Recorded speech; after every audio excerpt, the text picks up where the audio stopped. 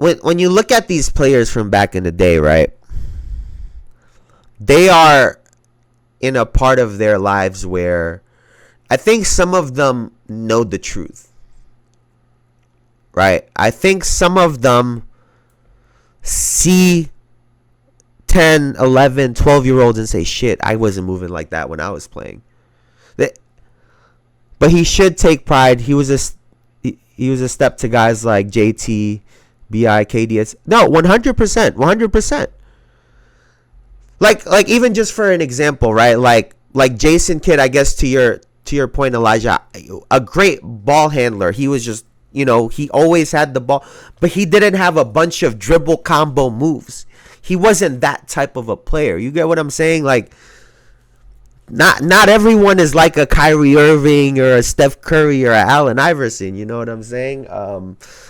There's levels to this, to that part of the game. But going back to these 80s and 90s guys, these guys used their championships to hide some of the deficiencies in their games, right? I've spoken about it before. It's easy to critique players now because we're watching their full games in real time. When they make mistakes, it's on highlight reels, right? And when it comes to older players from the 80s and 90s, all we can watch are the good things. It's all highlights. It's all highlights. It's all the good plays. We don't get to see the mistakes that they made when they were being lazy on defense, when they got crossed up. Literally, the only player who gets shown getting crossed up consistently is Michael Jordan, if we're being honest. He's the only one because of the Allen Iverson crossover. Outside of him, if you really think about conversations that go on now about past NBA players, it's never anything negative. No one ever talks about the turnover that they had, the missed shots. No one. For the most part.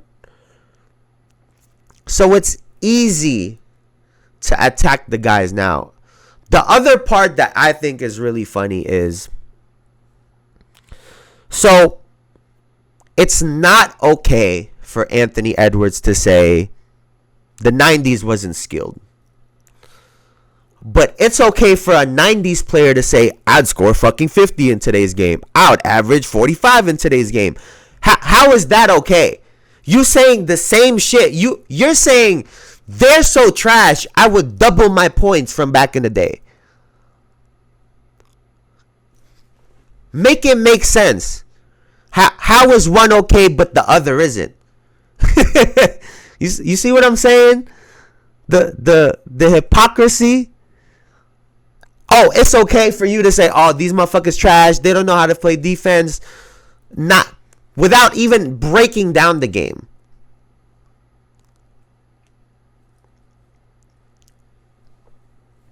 Yes, I've had League Pass for 12 months. 2 months goes back to 11-12 season. Wish I could watch older games, but I've seen a lot of false narratives and uncommon truth. Yeah, facts. And true NBA fans, right? Hoopers understand the fact that great players would translate.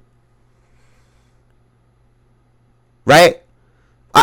Hoopers also understand that even if you took the worst player on the league today, it doesn't necessarily mean that they'll translate in the 80s game just because they could do a bunch of step backs and dribble moves. There are some role players that I think would look like gods back in the day because the game evolves and it advances, but it is what it is. I think there's some role players back then that would have also killed now. But everyone just always wants to act fucking offended. Exactly. And if you get to, like, it's funny, right? Because these 80s and 90s guys are the legends of the game, right? And they walk around as if everyone just has to respect them for being legends or one of the best players ever. When the reality is what? They're not in touch with the younger generation of players anymore. A certain company you have, the tools, KD wouldn't be KD if he wasn't a killer or guys didn't fear him. Yeah, that's facts. You know, what I've seen is the modern players now, they're attached to the Kevin Durant's, Baron Davis, even Gilbert Arenas. Those 80s and 90s players at this point are just very out of touch with the modern player, right? They're not in these gyms seeing these kids in high school, in college, seeing them grow. And I think that's a part of the disconnect, right? When let's say like a Grant Hill who's had the opportunity to see an Anthony Edwards grow. He don't take offense to something that Anthony Edwards say, partly because he's seen him work. He's seen him train in the gym. He respects the work that he put in as a hooper. So he knows that when Anthony Edwards says something, he stand on his word because he put the work in. Yeah, he could be misled. Yeah, he could say the wrong things. The work don't lie.